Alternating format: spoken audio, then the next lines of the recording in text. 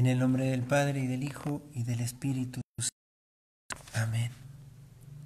Ven a nuestras almas, oh Espíritu Santo, y envíanos del cielo de tu luz un rayo.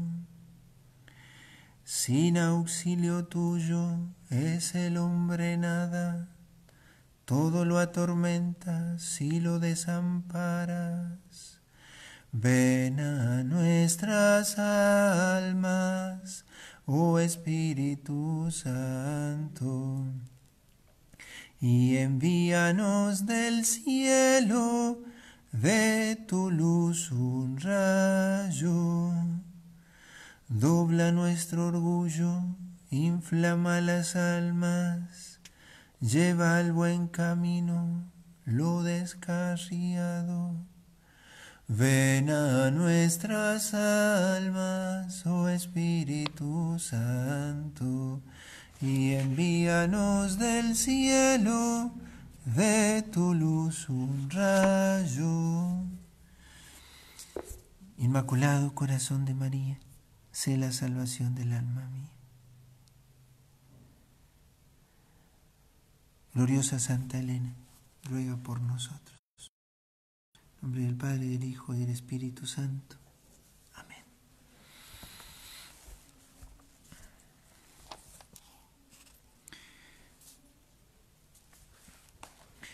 Vamos a tomar hoy, día en que la providencia nos permite encontrarnos, el 13 de mayo, memoria de la primera aparición de la Virgen en Fátima.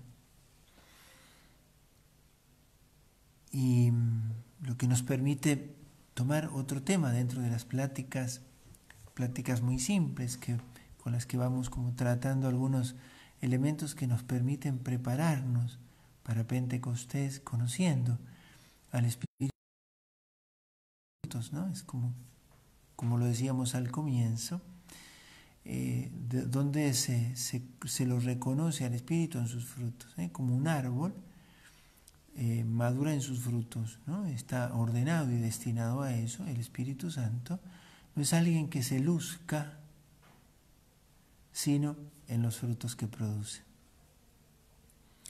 Vamos a tomar hoy el tema en Fátima y las revelaciones privadas. La pregunta mía para iniciar sería, ¿dónde está el Espíritu Santo en Fátima? ¿No? ¿Dónde se revela o cómo se manifiesta el Espíritu Santo en Fátima? Pero antes de responder a esa pregunta, pues yo les voy a dar algunos elementos que nos permita considerarlo. Quiero que hablemos de la revelación y de las revelaciones privadas, que en la vida de la Iglesia marcan mucho la vida de muchos. Y ya, por ejemplo, en este caso de Fátima, generaba una devoción a la Santísima Virgen, al Inmaculado Corazón de María, muy fuerte, muy significativa. Pero vamos a hablar un poquito de la revelación para enfocarnos en las revelaciones privadas. Cuando nosotros decimos revelación, decimos la donación que Dios hace de sí mismo. Dios no puede dar algo distinto de sí mismo, ni puede darse menos que todo, porque Dios no se puede dar en partes, ¿no es cierto? Cuando Dios revela, se revela. Se revela con hechos y palabras, decimos nosotros. En el catecismo aparece cuando hablamos de la revelación. Por eso la plenitud de la revelación, y aquí estoy en el número 65 al 67 del catecismo, quiero que lo anoten porque me gustaría que lo leyeran. Si tienen el catecismo a mano, búsquenlo. Los números 65 al 67. Dios ya no va a decir más que lo que ya dijo, porque no puede dar más que todo lo que dio, porque lo ha dado todo. Se ha dado en su Hijo, ¿no? La revelación de Dios es el darse completo Él, ¿no? El darse Él enteramente. En el 65 dice, Dios ha dicho todo en su verbo. Pero si Dios lo ha dicho todo, es porque nosotros no le conocemos y no le entendemos.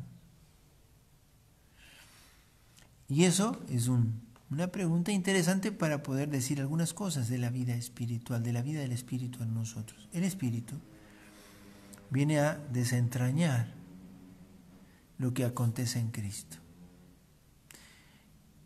Si ustedes de pronto miran de cara al sol, miran el sol, de pronto se nos hace imposible mirarlo al mediodía, cuando está con la intensidad de su luz y de su fuerza, digamos, de irradiación. Nosotros no le podemos mirar de frente. Y hace que nuestra mirada se torne oscura, o sea, no le podamos mirar. Y no es que no haya luz en el sol, sino que hay luz más grande que nuestros ojos. Si esa es una diferencia grande, cuánto más lo hay entre el verbo de Dios y mi inteligencia. Mi inteligencia tiene una capacidad limitada, si bien está abierta al infinito, pero no tenemos un conocimiento intuitivo como los ángeles, sino que nuestro conocimiento pasa por lo que los sentidos nos dan. Nosotros tenemos un conocimiento discursivo, o sea, vamos conociendo a partir de lo que nos dicen los sentidos, ¿cierto?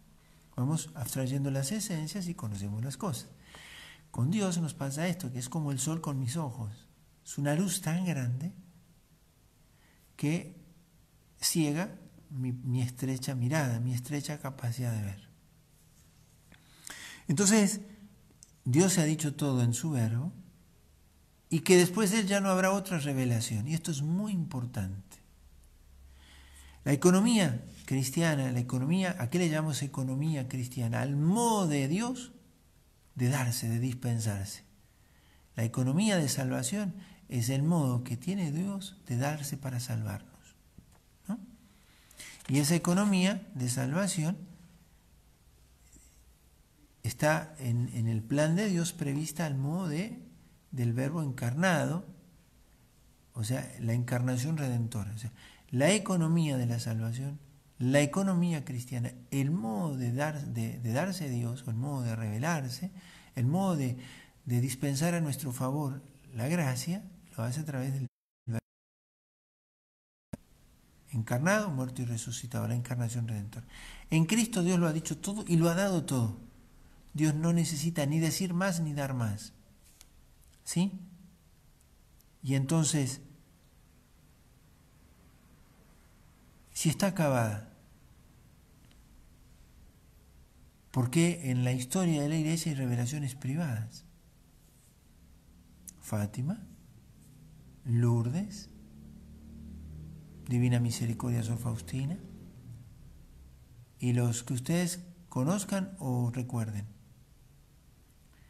Y el Catecismo da un principio que también es valioso, dice que la revelación está acabada, pero no está completamente explicitada. Todo lo que contiene, ¿sí?, toda la virtualidad de lo que aconteció en Cristo, no acaba como de desentrañarse ni por 2000 ni por millones de años, es tan grande. Y uno podría decir, ¿dónde aparece desentrañada la revelación o la plenitud de esa revelación? Lo que está acabado no está completamente explicitado. El santo es de pronto un desentrañarse de la revelación. El fruto es lo que expresa la fecundidad del árbol. El fruto estaba en el árbol. ¿Qué decimos en filosofía?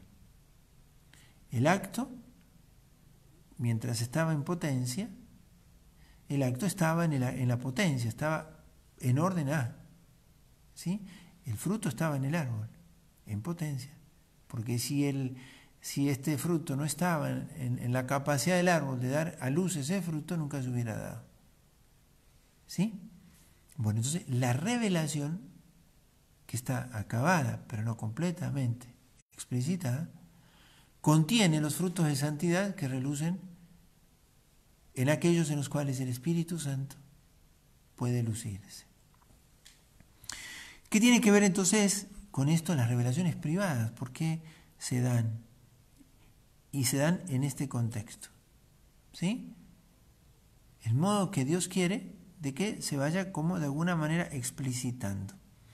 Pero esto tiene algunas características y yo las quiero decir hoy porque justamente lo da el contexto, ¿no? Primero, no podemos nosotros aceptar revelaciones que quieran corregir la revelación que el magisterio de la Iglesia ya ha discernido. La tradición viva y la revelación escrita. Ahí podríamos decir sectas o algunas religiones cristianas, ¿no es cierto? No cristianas, perdón. Sectas que también se fundan en revelaciones que son contrarias o externas a la revelación bíblica o a la revelación de la tradición viva. Pero estas revelaciones privadas tienen como una finalidad, dice el catecismo, mejorar o completar esa revelación en Cristo, o ayudan a vivirla más plenamente. No es que la Virgen cuando se aparece en Fátima dice algo que no haya dicho el Señor, ayuda a vivirlo mejor, o Lourdes, o el que ustedes quieran. Sí, en Argentina podríamos decir en Rosario de San Nicolás, algunas aprobadas por la Iglesia, otras la Iglesia las custodia, pero ya la Iglesia celebra Eucaristía en esos santuarios y esto, ¿no es cierto?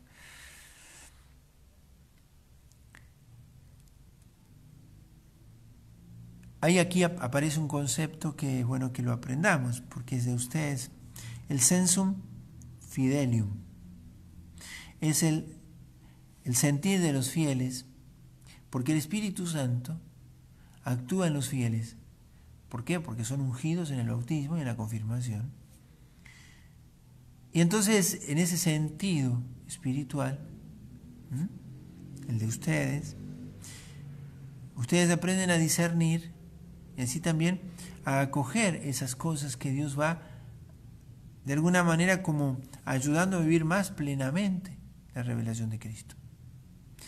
Pero además les voy a poner un ejemplo del sensum fidelium, porque puede estar depositum fidei, son dos conceptos, sensum fidelium y depositum fidei. El depositum fidei, en latín, está también en el catecismo, es esto, todo el depósito de la revelación, sería esa revelación dada plenamente, ¿sí? De lo cual el magisterio de la Iglesia saca en cada tiempo para hablarle a los hombres de cada tiempo. Es el depositum fidei, ¿sí? El depósito es lo que está dado, que no es algo muerto sino algo vivo, por eso va vitalizando, dándole vida a la vida de la Iglesia, digamos, ¿no? La vida de la Iglesia es ese depósito que es no solo algo dicho, también es un acontecimiento. Por eso se da en los sacramentos, se da en la vida moral, en la vida espiritual, en la vida de fe, esperanza y caridad. De ese depositum fidei, la Iglesia saca para instruir a sus hijos en cada época. Pero el sensum fidelium es esa acción del Espíritu en el sentido de los fieles, ¿sí? Para que ustedes disciernan lo que más les ayuda y ayuda a vivir mejor lo que ya está dado. Pero además el magisterio a veces se sirve del sensum fidelium. ¿Por qué? Porque el sentir de los fieles hace explícito algo que está en el depósito de la fe y todavía no se alcanzó a expresar. Y les voy a poner un ejemplo para que lo que yo les diga no les complique la vida, ¿no es cierto? El dogma de la Asunción, por ejemplo, o el dogma de la Inmaculada Concepción, dos dogmas marianos. El dogma de la Inmaculada Concepción es del siglo XIX y de la Asunción del siglo XX. 19 siglos después la Iglesia define el dogma de la Inmaculada Concepción, que fue en el marco de la aparición de la Virgen en Lourdes, ¿no es cierto?, a Santa Bernardita. Antes de que la Virgen se apareciera en Lourdes y antes de que la Iglesia definiera el dogma de la Inmaculada Concepción, entre los gauchos en Argentina el saludo era Ave María Purísima. ¿Y qué significaba? Ave María Purísima, confesar la pureza intacta de María, su Inmaculada Concepción.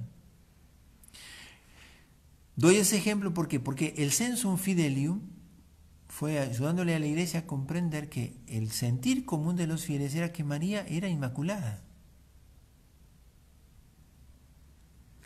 Y algo similar con el sensum fidelium de la Asunción.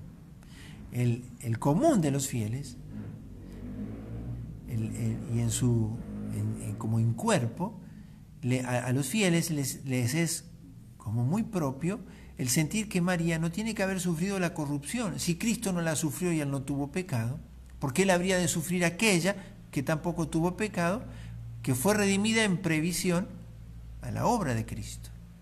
Entonces la iglesia recoge el sensum fidelium que había madurado la conciencia de que María no debía haber tenido pecado y que ella no debía haberse corrompido, como nos corromperemos nosotros cuando muramos. Estos dos ejemplos. ¿Por qué yo les digo esto? Porque las revelaciones privadas yo no tengo obligación de creer en ellas. ¿Sí? No es verdad de fe. Hasta que la iglesia no dice esto ha de ser creído, eso es propio del magisterio. Que del depósito un fide, a veces auxiliada por el sensum fidelium, el sentir de los fieles, madura una verdad que está contenida, pero que necesitaba ser explicitada. Si no me explico, no me pueden preguntar, pero bueno, supongo que más o menos me explique. ¿Por qué yo digo todo esto? Porque cuando hablamos de revelaciones privadas, a veces se da que hay quienes en esas revelaciones privadas atentan contra la verdad revelada, porque piden cosas o manifiestan cosas. La iglesia es la que discierne cuando una revelación privada es de Dios o no lo es, no nosotros. Cuando digo la iglesia, el magisterio, el Santo Padre en comunión con todos los obispos, que ejerce el magisterio de interpretar auténticamente la revelación. Y también discernir sobre aquellos que quieren explicitar eso o encontrar un modo de vivirlo, que el demonio por allí no engaña a las almas. Fátima fue madurado así. Ya vamos a ver cómo está el Espíritu Santo allí, en Fátima. En el número 79 del Catecismo, dice el Catecismo, ¿no es cierto? La comunicación que el Padre ha hecho de sí mismo por su Verbo en el Espíritu Santo sigue presente y activa en la Iglesia. Dios se está dando. Dios, que habló en otros tiempos, sigue conversando siempre con la esposa de su Hijo amado. Así, el Espíritu Santo, por quien la voz viva del Evangelio resuena en la Iglesia y por ella en el mundo entero, va introduciendo a los fieles en la verdad plena y hace que habite en ellos intensamente la palabra de Cristo. ¿Quién lo hace? El Espíritu Santo. Por quien la voz viva del Evangelio resuena, Él va introduciendo a los fieles en la verdad plena y hace que habite en ellos intensamente la palabra de Cristo. El acontecimiento de la revelación no es un acontecimiento pasado, porque Dios no puede tener presente y pasado. Pasado y futuro, ¿no? Tiene solo presente.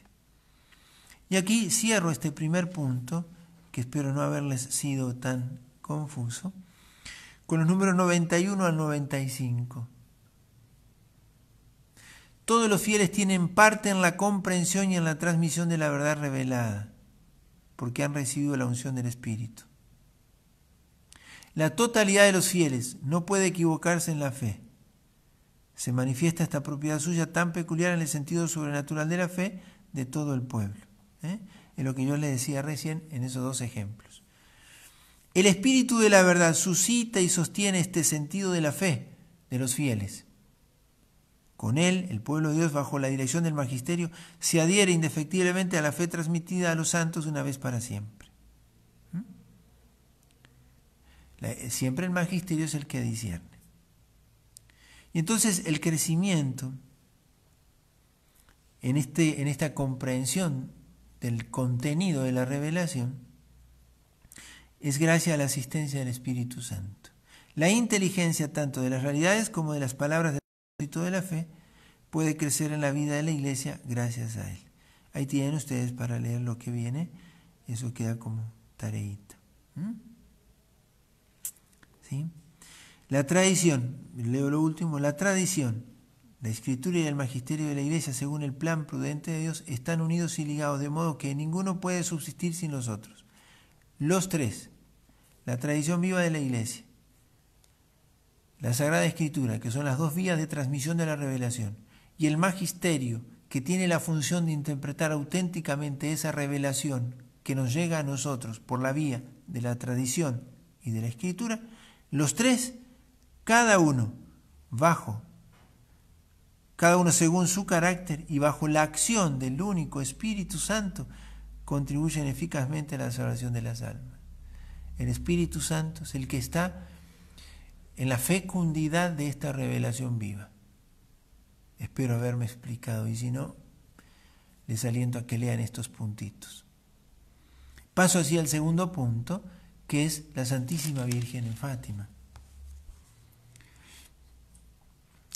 Y ahí vamos a tratar de responder brevemente la pregunta: ¿y dónde está el Espíritu Santo en Fátima? O sea, los pastores vieron al Espíritu Santo. ¿Dónde lo podemos ver? No sé si alguna vez han leído todas las palabras de la Virgen a los pastorcitos. En ellas no aparece nombrado el Espíritu Santo. ¿Sí? En la oración que le enseña el ángel a los pastorcitos, es la oración a la Santísima Trinidad, sí aparece, ¿no es cierto? Pero quiero que nos quedemos con esto, porque Fátima es una revelación privada, que la Iglesia asume. Sí. ¿Y dónde nosotros vemos al Espíritu Santo? En la revelación privada de Fátima. ¿Ya lo respondieron? Traten de hacerse la pregunta y de poner la respuesta, atendiendo a lo que ya hemos visto en algunas otras pláticas. El Espíritu Santo está en sus frutos. Mira los frutos. ¿Quién está fecundando esto? Porque si esta es revelación auténtica, privada pero auténtica, ayuda a explicitar la revelación acabada y ayuda a vivirla también con renovado así fervor y entusiasmo. ¿Quién está detrás? Porque es el Espíritu Santo el que inspira a aquellos que son oyentes de esto y a quienes interpretan esto y a quienes somos beneficiados también de esta explicitación. Pero ustedes quédense con esta imagen. El Espíritu es el que fecunda el huerto. El Espíritu fecundó el huerto, que es María. ¿Por qué el Espíritu es fecundo? El Espíritu, en la Trinidad, ¿qué produce?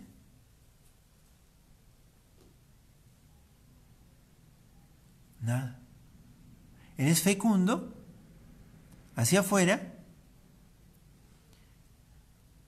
¿Y con quién es fecundo? ¿A quién asocia a su fecundidad? A la Santísima Virgen. Y aquí siempre diremos menos de lo que tenemos que decir, o diremos cosas que no deberíamos decir. Es tan misterioso este momento, este designio de Dios, que el Espíritu es fecundo hacia afuera de la Trinidad, en la sociedad que tiene con María. ¿Cuál es el fruto en ese huerto? El Verbo encarnado. Y entonces el Espíritu Santo, ¿dónde le vemos? En los frutos. En los frutos, María, ¿cómo reconocemos que en María actuó el Espíritu Santo? Por el fruto que maduró en su vientre. Porque al Espíritu nosotros no le vimos, no le vemos, sino en los frutos. En el accionar de la Iglesia, en la fecundidad de la vida apostólica, de la vida de la Iglesia, que tiene su fundamento en los apóstoles. Entonces, en Fátima, ¿dónde está el Espíritu Santo? En lo que María está allí realizando. ¿Y qué está realizando María allí? ¿Qué está realizando María? Acabando de dar a luz a Cristo.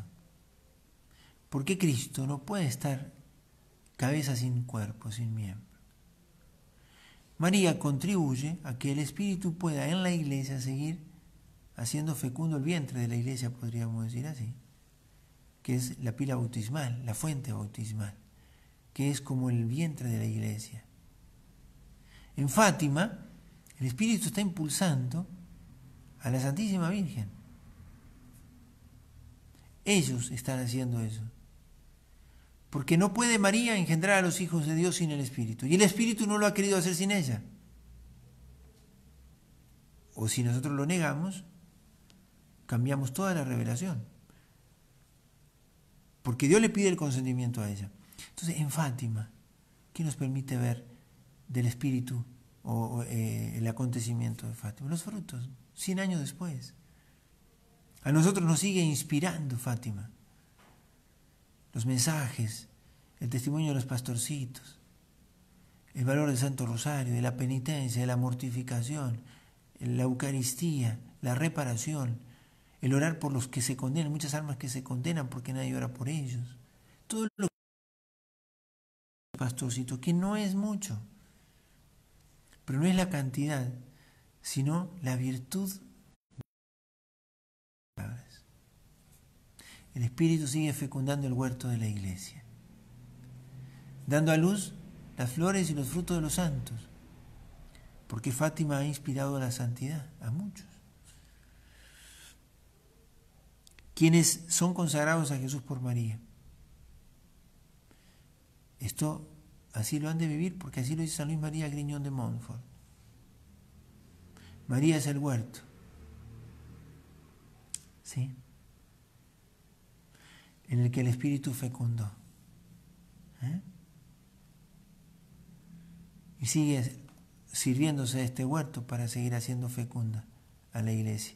Cuando el Espíritu nos encuentra, o la encuentra a María en nosotros, encuentra a su socia, a su aliada, a su cómplice, con la que Él pudo ser fecundo fuera de la Trinidad, por la que Él quiso hacer ellos lo quisieron así, Él lo quiso así. Dios necesitaba de María, no, quiso necesitar de ella. Y ahí está lo más bello. La quiso, la hizo y así nos la regaló. Entonces, el Espíritu Santo aquí en Fátima, ¿no? Está auxiliándonos en esta explicitación de la revelación acabada, ayudándonos, porque Él es el que sostiene al magisterio de la Iglesia y al Sensum Fidelium, para que en nosotros la comprensión de lo que el Señor nos ha revelado pueda ir creciendo y madurando. Miren qué lindo es pensar que Fátima nos ayuda a madurar nuestra fe. Que si yo no le hago caso a lo que aquí el Espíritu ha ido haciendo explícito, yo desprecio un toque delicado de su, de alguna manera, paternidad con nosotros. Hay un texto del Cantar de los Cantares, el capítulo 4, yo se lo voy a leer. Ya estamos terminando con esto, ¿no es cierto?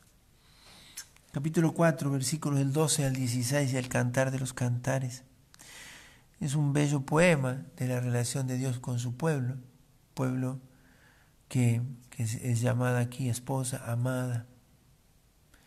Pero también se puede relacionar con el alma, ¿no? Dice, eres un jardín cerrado, hermana mía, novia mía. Así le dice el esposo a su esposa. Eres un jardín cerrado, una fuente sellada. Tus brotes son un vergel de granadas con frutos exquisitos. Aleña con nardos, nardo y azafrán. Caña aromática y canela, con todos los árboles de incienso, mirra y aloe, con los mejores perfumes. Fuente que riega los jardines, manantial de agua viva que fluye desde el Líbano.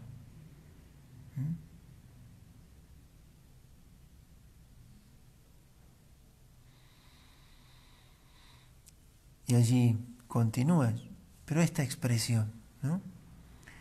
Eres un jardín cerrado, hermana mía. Eres un jardín cerrado, una fuente sellada.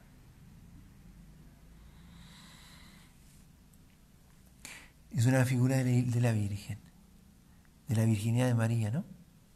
Porque vieron que aparece toda la vitalidad de ese jardín. Tus brotes son un vergel de granados, con frutos exquisitos, aleñas con nardo. Y sigue después en el capítulo 5 diciendo, yo entré en mi jardín. Novia mía, recogí mi mirra y mi bálsamo, comí mi miel y mi panal, bebí mi vino y mi leche, coman amigos míos, beban y embriáguense de amor. La fecundidad de ese huerto cerrado es un signo de la Virgen. La Virgen es fecunda por el Espíritu, permanece virgen y sigue dando a luz. Y así podemos nosotros también, cuando recemos esto, pedir al Espíritu Santo una mayor comprensión de su relación con la Virgen y de la Virgen con Él, ¿no es cierto? Todos los que son consagrados a Jesús por María, volver a leer del Tratado de la Verdadera Devoción, aquello que describe San Luis María, Griñón de Montfort, pero sobre todo el secreto, también el secreto de María, que es más breve. Allí San Luis María lo expresa muy bien, ¿sí? Está allí en el número 20. Dios Espíritu Santo, que es estéril en Dios, se hizo fecundo por María su esposa, con ella, en ella y de ella produjo su obra maestra, que es un Dios hecho hombre, y produce todos los días hasta el fin del mundo a los predestinados y miembros de esta cabeza adorable. El Espíritu Santo, por intermediario de la Santísima Virgen, reduce al acto su propia fecundidad, produciendo en ella y por ella a Jesucristo y a sus miembros, ¿no? Entonces, ¿dónde está el Espíritu Santo en Fátima, en sus frutos de 100 años, de 103 años ya, ¿no? Entonces les invito a pensar en esto. Y cuando ustedes recen, hagan esta oración con el Espíritu Santo. Si quieren, tomen esto del Cantar de los Cantares. Es una imagen muy bonita. A veces no es tan fácil comprender el Cantar de los Cantares. Pero ustedes piensen esto. Es un huerto cerrado, ¿sí? Un jardín cerrado. Un jardín en el que no entra más que Cristo, ¿no? Dios entra, jardín cerrado, huerto sellado. Dios lo hace fecundo, conserva su virginidad, pero no deja de dar vida. Eso es María. ¿Por qué? Porque el Espíritu la inunda, colmada del Espíritu Santo. Y eso es la Iglesia, ¿sí? Yo le voy a dar dos textos de Pedro, primera carta de Pedro,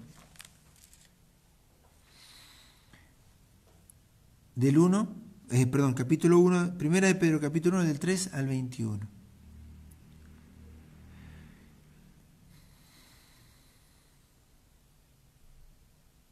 Pedro habla primero de la esperanza nuestra. Nosotros tenemos que celebrar la bondad que Dios ha tenido con nosotros, ¿sí? Bendito sea Dios, que en su gran misericordia nos hizo renacer.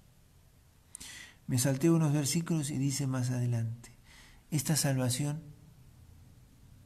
ha sido el objeto de la búsqueda y investigación de los profetas.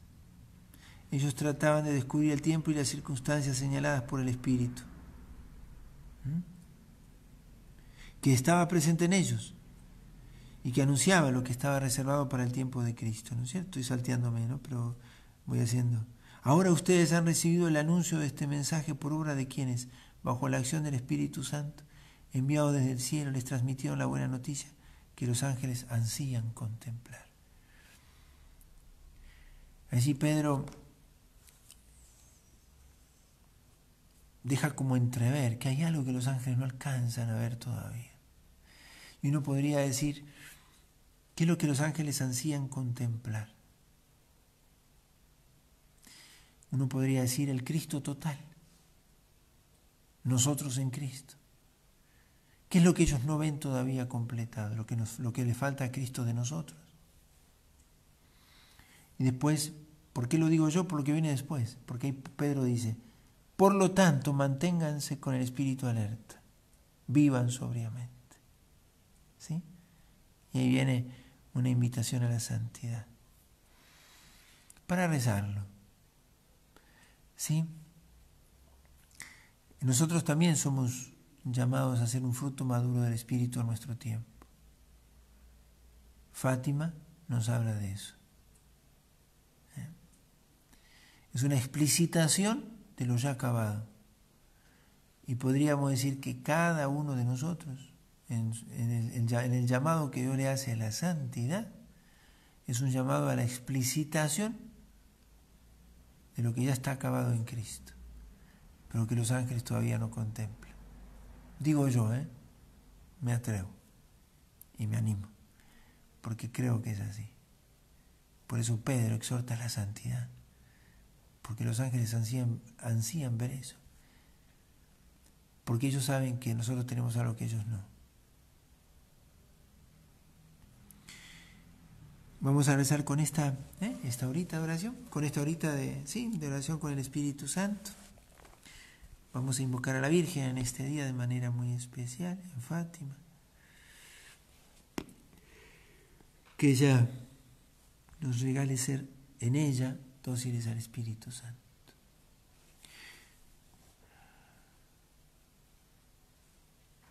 Dios te salve María, llena eres de gracia, el Señor es contigo.